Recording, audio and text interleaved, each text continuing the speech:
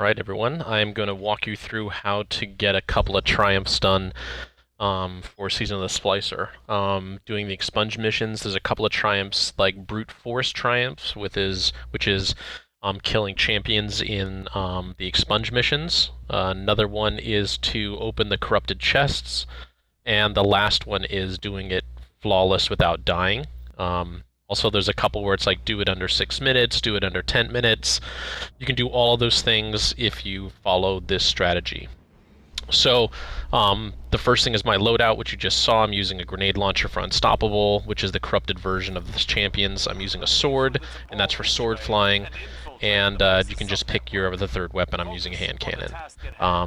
The goal is to try and make it through this as quickly as possible without dying, and there are a couple of skips. First, it's nice to have Wire Walker, which allows you to skip through this first maze part. That's what I'm activating right now. It also opens up some other passageways and stuff like that further on in the Expunge mission. So, easiest way that I found to do this is actually on a Titan because of sword flying. Titan sword flying is pretty awesome for doing these types of missions. And just using a sword with lion ramparts is the easiest way to get through it. So, yeah, the first beginning is just going to be kind of the path that I take for going through. I pause here at the beginning just to double check to see if the wall is coming. If it is, you can go into that room on the side there that I was just by, instead of having to run through and go to the next section. But the grid wall wasn't coming through, so I just decided to continue on without stopping. There's another area you can hide from the grid wall where I just passed. So yeah, just doing a little bit of sword flying. The basic principle of sword flying with lion ramparts is you use the burst glide jump on your Titan. You basically jump to get the initial burst of energy, and then you cancel it immediately, and then you swipe with your sword to extend the distance that you're going, and you just do it over and over again. So you'll see here burst glide cancel, swipe, burst glide cancel, swipe. With the new exotic sword, to extend the distance that I'm traveling without having to swipe, you can use the guard first and then swipe the sword. It gives you a little bit more distance, and then you can continue on. Right there I hit an invisible wall, so just be careful. There are a couple of invisible walls, but if you watch back from the video at the beginning, this is the path that you want to take to get to where the champions are, which allows you to skip 99% of this mission. So I'm just going to be sword flying directly to where the first unstoppable champion is, and then I'll sword fly to the next unstoppable champion, and then I'll sword fly to the boss. We basically skip the entire encounter except for doing those champions. If you've already completed the triumph for the Expunge champions, the Brute Force triumph, then you don't have to go to these two sections. You can actually skip through all of this and go directly to the boss. But you know, most people haven't done that yet because it's a little time consuming, and I think you need 30 of them. So this is just how I do it. So our first champion's directly below us. I just take out my grenade launcher and try and stun him. I think I missed the first one, but there I got the second one. And with breach and clear and grenade launchers, it's just broken against any champion. You just absolutely destroy them. You don't have to sit here and wait for the ads. I do a lot of the times just because often they'll drop heavy for me, which gives me a little bit more sword ammo, and then I can fly for like the next one. So the way it works in this game, which is kind of weird, is if you have ammo, usually when you start a mission, it will keep the ammo continuously. So like if you finish this Expunge mission, you have 60 rounds. The next time you load it up, you should still have 60 rounds. I'm now sword flying to where the next champion is located. So just follow kind of like my path and you'll get there.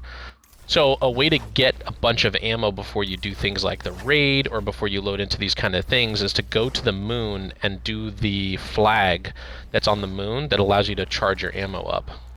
So that's a quick and easy way. I did that before I did this, that's why I have a bunch of ammo. But yeah, so we have our second champion here, and then you take him out, and then you can continue on to the boss room. You don't have to kill that harpy. I just did it because, I don't know, I wanted to. Anyway, so now you'll see you just drop down from where that last champion was, and we're going to go now and sword fly a short distance to where the boss is. Like I said, if you don't need those champions, you can sword fly all the way to this point. You don't have to stop at those two locations before. Again, we're going to use Wire Walker here in order to activate some cannons that will shoot us across the map. Just makes it faster for us to pick up the bombs from the harpies and get there.